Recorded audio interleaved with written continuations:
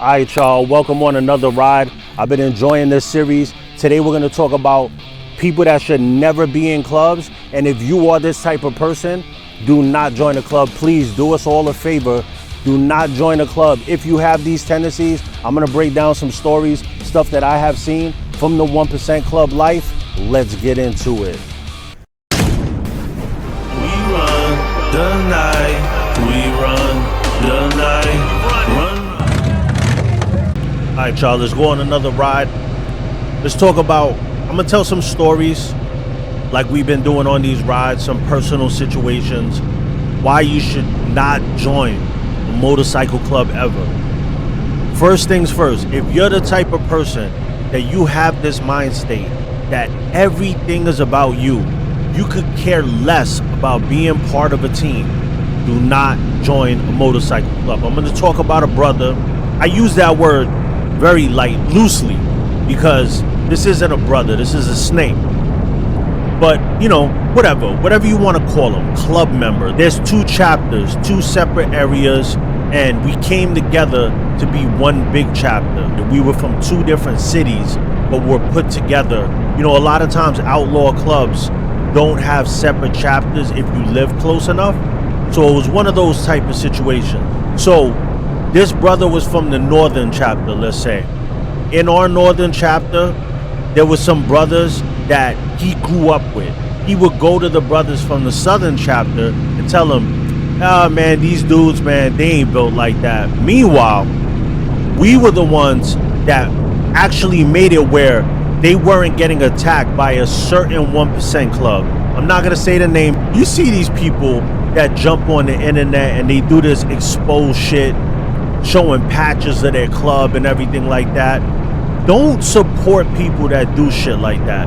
That is the fakest thing you could do, is just go up somewhere and just try to talk bad about people. And he's giving all the dirt out like a baby mama that broke up with their boyfriend. Like, that shit is lame. Do not support those type of people. But back to this club brother, you know, we got to put the parentheses on that. So he's telling the South, you know, these dudes in the North ain't built like that. And everybody was very close. And I noticed as the months went by, there began this wedge where it was like, for some reason, we all can't just hang out and have a good time. It was always like this us versus them shit. And I'm a very vocal person. I'm the type of brother, when we hit that table, I'm gonna get on your nerves if you're quiet. Because if some shit ain't right, I'm going to speak up. I'm the one that won't say the shit behind your back. I'm gonna say it at the table in front of your face. And if you're starting a club or you're new to a club, that is the most important thing. Forget 1%, forget whatever the classification of the club. The most important part of success in a club is if two brothers have a problem, you don't allow them to talk behind each other's back. That right there, once you create that culture, it's over. If a brother comes to you and has negativity to say about another member of your club, let him know. If you got a problem with that brother, tell him to his face. Because I'm telling you, create a culture where this is a normal thing. So because of this one rat, this one cancer, the club fractured into two chapters. A couple months went by, the North is like, yo, maybe it'd be better if we have our own chapter. We don't gotta go to all the stuff that they got going over there, because it was an hour drive, you know, and people were like, yo, we always gotta ride out there, but they never gotta ride to us, you know, that type of bullshit or whatever. I was of the opinion, keep the circle tight. 100 strong men against two chapters of 50 men, you know, I felt was stronger. So let me know what you think in the comments about that, about chapters that live semi-close being separated. Sometimes I think it just leads for more chiefs. Instead of everybody running under one leader and as a machine, well-oiled machine, they're like separated and playing politics or whatever. I don't know. What do you think about that in the comments? I think you're stronger together. Even if you're separate, you should function together. And that's not what happens. Chapters, believe it or not, start to move separately. So, you know, the seeds were planted. Brothers were like, yeah, you know, we should start our own chapter. And there was tension, these meetings that are like uncomfortable, and then it becomes like almost, let me know in the comments if you've ever experienced this. It almost becomes like that other chapter that are supposed to be your brothers or now your enemy. Real quick, if you enjoy MC Culture content, smash the like and the subscribe button. Give me a pound wherever you're from. And get your Ghost of Ellie mask, shades, Demons Row snapbacks in all colors, tank tops, crew necks, track races. We got it all, and you can get it on www.demonsrow.com. Let's get back into it. What are we doing where we're going into one of our clubhouses, but it feels like we're going to see the enemy? Like something is fundamentally wrong about that. And I've seen that happen time and time again. Then that same brother, when he ran his course and was going to get kicked out, went nomad. And then what did he do? He brought his problems to the nomads, because that's what these people do.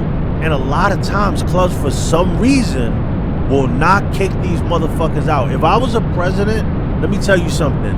That dude would have been out from the beginning. If you're going through this right now with your club, if you got a cancer, cut the cancer out.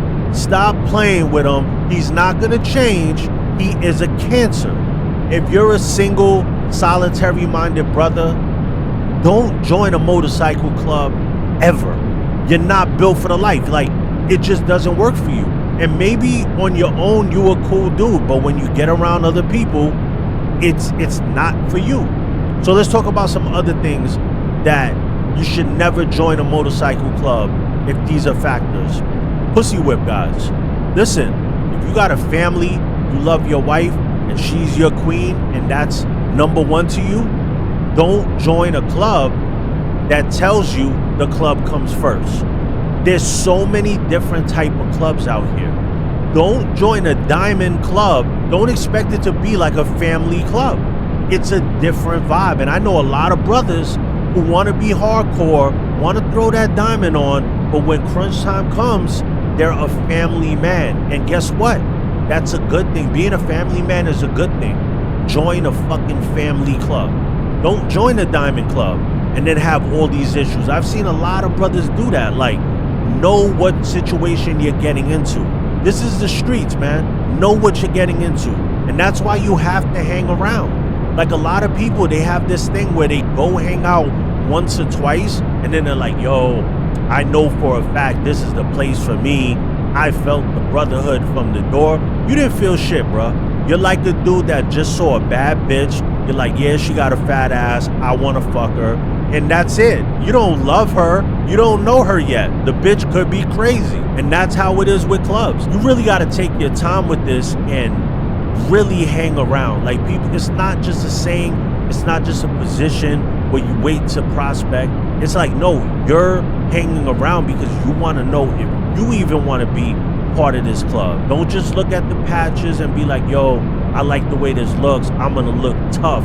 Because believe it or not, I know a lot of brothers. I know diamonds, dudes that are real, that can't function on their own. They have to have that vest on because somehow it completes them. And they don't like the people in their club. And they leave their club and join another club. And they don't like the people in that club. You want to know why? Because they don't like people like that.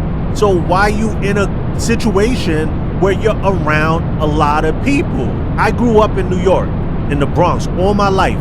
30-something years I lived in the Bronx, 38 years, whatever it is. And I could never get used to being around a lot of people. I don't like it. You know, you would think living in the city, crouching into the train like sardines. I hated that shit. I never got used to it. I never liked that shit. So what do? You get a car, you get a bike, and you don't ride the fucking train because you don't want to be a sardine. So the same thing with a club applies. If you don't like people, don't force yourself to be in a situation where you're around a whole bunch of people. Another thing is, a lot of people join motorcycle clubs and they don't understand the enemy aspect. And what am I talking about? If you join a club and they have a rival club, you cannot think to yourself, we're not gonna run into them. I never seen them around here. I've been living here X amount of years. I never seen this club around, so I'm not gonna have issues. Because let me tell you something, any clubs that we ever had issues with, I never saw them in my life before when I was in a club. Because when you start functioning with clubs, you start running into other clubs. So you cannot join something where they're telling you, look, these are the people that we have issues with. Are you sure you're about this? Like, are you going to be able to hold yourself if one of these dudes come up to you and tell you to take your diamond off or tell you to take your patch off? You know what I mean? Take your vest off. And a lot of people say, yeah, but when it comes to them, they're shocked. Don't be shocked. Anything that can happen will happen. I'm telling you. So make sure that you're prepared for what you're stepping into. And this isn't just outlaw shit. You know I talk a lot from an outlaw perspective, but if you're like something like Red Rum, right? Where they're doing powwows and they're doing stuff for the community. If you just like them because of the way they roll, and Jason Momoa's in the club and Cliff is an official OG that everybody respects, you are in it for the wrong reasons if you don't want to be a part of what they're doing with the Native American community and all this cultural stuff that they're doing. If you're not in it for that purpose, don't join that type of club. You have a lot of dudes, same thing with like Christian club. It could be like a baka. You like the fact that they help kids, but maybe there's like, soup kitchens that they run or something like that, and you don't want to be a part of that. That's the type of shit that they do. So you have to understand, if you're joining and you want to be a member, this is what you signed up for. And believe it or not, it might sound like ABC 1, 2, 3, but if you really break it down, the reason why people leave clubs is because they don't grasp this concept, as simple as it may seem. Now, you got to understand, if it's an outlaw club, you will inherit enemies. That's how it is. The law will be watching you. This is part of the game. Another one that's very important, and a lot of OGs will ask you this, and this is very major. Is your old lady okay with this? Why do they ask that? I've explained this on other videos. It's because dudes will get in the club and their wife will hate it. And if you're about to lose your whole family, 9 times out of 10, you're gonna walk. And honestly, bro, if you are about that life and you are gonna uphold it, but you're gonna wind up losing your wife, is it really worth it to join a diamond club? Like, that's a decision you got to make as a man. Honestly, is it worth it to lose your family over a club? I don't see it. Me personally, I'm So's the Ghost. I'm the MC culture guy. I don't see it. And if you like the mask that I'm wearing, by the way, you could get it on www.demonsroad.com. We sell that on the website. But yeah, you'd be surprised, man. A lot of people lose their wife over these situations. And in fairness, some dudes do tell their wife, listen, what do you think? Would it be a problem? And you know how chicks are. They'll say no, and then it'll be a problem. This lifestyle is different than anything else in the world. And I see a lot of people on the internet, oh, they got so many rules. How you talk about freedom, but you got all these rules, bro. There's rules to everything in life. You follow normie rules every day of your life. You got people that won't even go hang out on a Wednesday because their bots, and their mind is like, no, I got to work. So I can only go out Friday, Saturday, Sunday. That's how they think. No, you could actually go out on a Wednesday when it's not super crowded, but they're bots. And they're living by this programming that they have to live a certain way. Like me personally, I don't give a fuck about the calendar. I don't give a fuck about holidays. I hate all of that shit. I hate when people put these things like, you have to buy the roses, you have to get the Valentine's card, you have to get this gift. This day, the government said this, so you have to do that. The shit is corny, man. It's all big businesses getting rich. We got to kill that consumer mentality. If I like something, then I'll buy it. I don't give a fuck what time of year it is. If I like a pair of sneakers, I'm gonna buy the fucking sneakers. I'm not gonna do it because it's Christmas. You know what I mean? And I understand when it comes to the kids, it's different. I get it. Kids love all that shit. You don't want to rob them of having a childhood. I get it. I'm not the big, tell my kid the fantasy of Santa Claus and all that shit. I told my daughter, I paid for this shit. And I remember when she was so little, she was like, no, you didn't, Daddy. It was Santa. And I'm like, all right, I paid for this shit. But if she wanted to believe that, all right, whatever. But I'm not gonna lie to you. I'm not gonna tell you some other fat dude with a costume on bought you this shit. No, it was me that worked hard and bought you this shit. But to each his own, you know what I mean? But that consumer mentality, that bot mentality, a lot of people have it, you know? A lot of people are followers. And, you know, that's part of being in a club. But I think in a real club, you're not a follower. In a real club, every man that is fully patched has a voice, and it should be a vote. The boards kill that in clubs. You'll think that since you're fully patched, everybody equally has the same say. There's some truth to that, but if the board has a meeting before all the full body is there, and they made all the decisions of what you're gonna say yes and no to, they already made the decision for you. You're just saying yes or no to some shit that they already pre-planned. So you're not even going out the box and, you know, picking something else or brainstorming together as a club. I'm gonna tell you this, if you want to succeed as a club, sit at that table and every man has a voice. That will kill all the bitch shit with people talking behind each other's backs because they have to say it in front of each other. The strong people will dog out the soft ones. But guess what? If you're a little bitch and you won't stand up, then you sit there and you shut the fuck up and you deal with it. Because a lot of people do that shit in clubs. They sit there quiet, fake ass dudes, man. I'm telling you. And I know you guys have experienced it. If you're in a club, I know you've experienced this. And if you're not in a club, brace yourself. Because you're going to see a lot of bitch assness. I'm telling you. Dudes that you would never expect how soft they really are behind the scenes. Some of the softest dudes you'll ever meet. Like, they just won't fucking speak up. It's like that in a lot of circles. You have a couple of key alphas that'll stand out and speak up, and then you got the followers. So if you take anything from this, just know what you're signing up for. Know what kind of club you're getting in. Have that conversation with yourself. Don't be delusional. Thank you for tuning in to Demons Road TV. I am Sos the Ghost. This is the holy grail of MC culture. Like, subscribe, and comment. And oh yeah, we ghosting, baby.